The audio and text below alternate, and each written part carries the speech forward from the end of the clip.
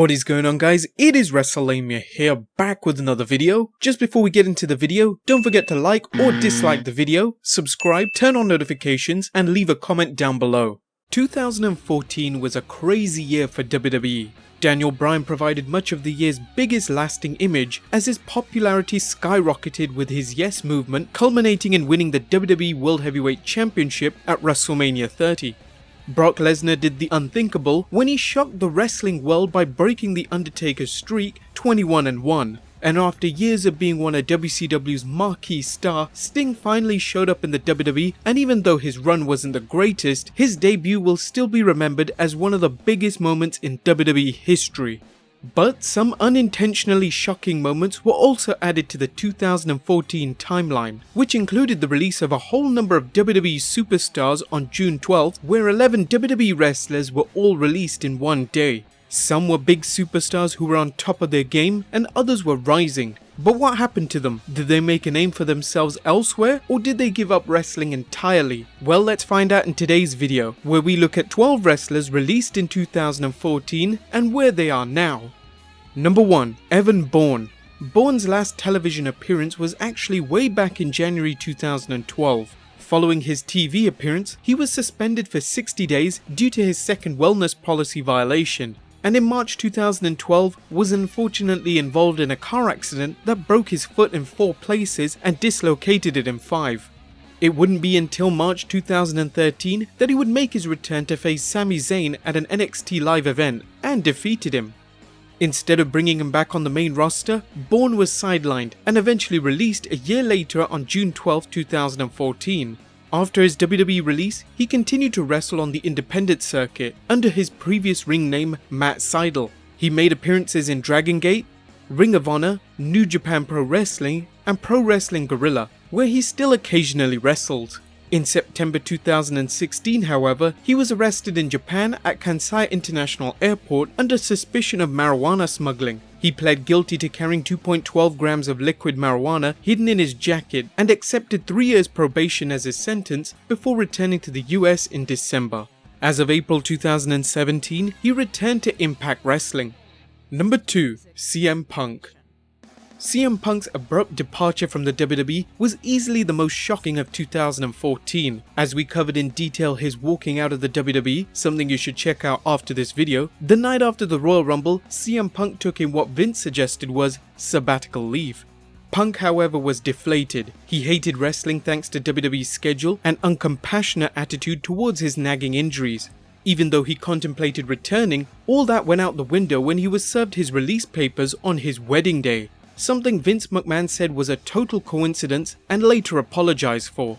Punk, however, expressed his feelings towards WWE management on Colt Cabana's Art of Wrestling podcast, lamenting why he walked out and why he would not return to the WWE or even wrestling in general. In the same year, he announced his signing with UFC, competing in the welterweight division, and his first fight with Mickey Gall. In 2016, Punk was defeated in 2 minutes and 14 seconds with a rear naked chokehold. There's been no confirmation of a follow-up fight, but according to Punk, he stated in a 2017 interview, "I'm throwing names at Dana, opponents, dates. I don't know if he's waiting for a Chicago show or what the deal is, but if it doesn't happen in the UFC, it will happen somewhere else." Punk also made an appearance in a music video called The Next Storm by Frank Turner. This was obviously no relation to his UFC career. Even though Punk has made no mention of his wrestling career, British wrestling promotion 5 Star Wrestling had hopes of luring him back with a $1 million deal to compete in a 128-man tournament. Punk, however, turned it down, and rumours persist that Punk will eventually return to the WWE. Number 3. The Great Khali. Khali entered the WWE to feud with The Undertaker in 2006. He shocked wrestling fans in 2007 by winning the WWE Heavyweight Championship in a Battle Royal. But after spending a number of years in the WWE, his status was lowered by adopting a comedic gimmick known as the Punjabi Playboy and failed to capture the Heavyweight Championship once more. He made a number of appearances in Royal Rumbles and attempted to capture both the US and Intercontinental Championship before being released in 2014. Even though Khali wasn't primarily known for his array of wrestling skills, he opened a wrestling school in Punjab, India called Continental Wrestling Entertainment, holding its first event on the 12th of December 2015. Khali made a one-off appearance at WWE's 2017 Battleground pay-per-view to assist WWE Champion Jinder Mahal during a Punjabi prison match. Number 4. Alberto Del Rio. In certainly one of the most significant talent cuts of 2014, Del Rio was abruptly fired in August 2014 by WWE due to unprofessional conduct following an altercation with a WWE employee. Del Rio had been informed the at the time WWE social media manager made racist remarks about him, and this led to Del Rio slapping him. His actions got him fired only 2 days after the incident occurred and banned from wrestling in the USA for 1 year. Following his release, Del Rio returned to Mexican promotion AAA under the name El Patron. He would compete in a number of different independent promotions and even returned to WWE in 2015, lasting only a year, and just before his release, he was suspended for 30 days for his first wellness violation. After being released, Del Rio bought a restaurant called La Cantinita in San Antonio, Texas, which opened in 2016. However, since his most recent release, Del Rio has been vocal about his hatred for WWE, mostly targeted towards Triple H. In 2017, Del Rio recorded a live video of him and then fiancée Paige ranting against the WWE. Their relationship recently has become stormy as an investigation into alleged domestic violence occurred in July 2017. Consequently, Del Rio was suspended and stripped of the Global Force Wrestling World Heavyweight Championship until the investigation is resolved. The incident came to light after the couple were seen arguing with each other at the Orlando International Airport. Number 5. Mistico. Mexican luchador Mistico was suspended for 30 days on the weekend of the Money in the Bank pay-per-view in 2014 for violating the WWE's wellness policy. Rather than wait for his return, the WWE brought back Sin Cara by having FCW wrestler Hunico take on the gimmick. After his WWE stint, he signed a deal with AAA and would go on to feud with Rey Mysterio. He left the promotion in 2015 and went on to join Lucha Libre Elite and CMLL, where he still wrestles, and changed his name to Caristico, a combination of both Sin Cara and Mistico. Number 6. Yoshi Tatsu.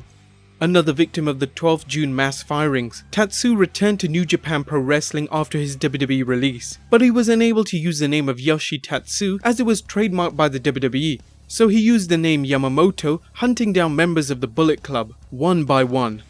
His wrestling career nearly came to an end when he made the mistake of tucking his neck on a receiving end of a Styles Clash, which resulted in his head being driven into the mat, leaving him with a broken neck. He remained out of action for a year, but luckily was able to recover and return to wrestling, carrying on his Bullet Club Hunter gimmick and defeating Bullet Club's Elite, Kenny Omega and the Young Bucks to win the never openweight 6-man championship. Number 7. Oksana.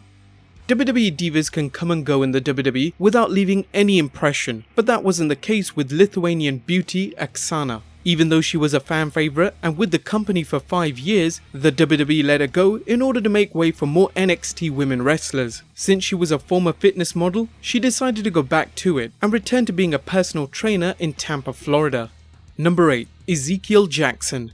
A lot of people compared the big man from Guyana to a revamped version of Ahmed Johnson. Their look was similar and they were both built strong with powerhouse moves. His WWE career highlights included winning the Intercontinental Championship and being the last ECW champion. Much like Ahmed Johnson, injuries plagued Jackson, sidelining him for nearly a year before returning in a non-televised event, teaming with Yoshi Tatsu. After another surgery in January 2014, he and the WWE parted ways in April. Jackson signed with TNA and wrestled in Lucha Underground, but he now owns and is head trainer for Brickhouse Pro Wrestling in Redwood City, California, offering his tuition. Number 9. JTG. JTG was one half of WWE's popular tag team Crime Time. However, once the team disbanded in 2010, JTG was hardly used in the WWE but still managed to keep a contract with them until 2014 as a singles competitor. In fact, his last televised match was in September 2013, losing to Santino Marella. JTG got his release on 12th June and immediately returned to wrestling on the independent circuit, teaming with his former partner Shad Gaspard to form Crime Time with an I to avoid any lawsuit with the WWE.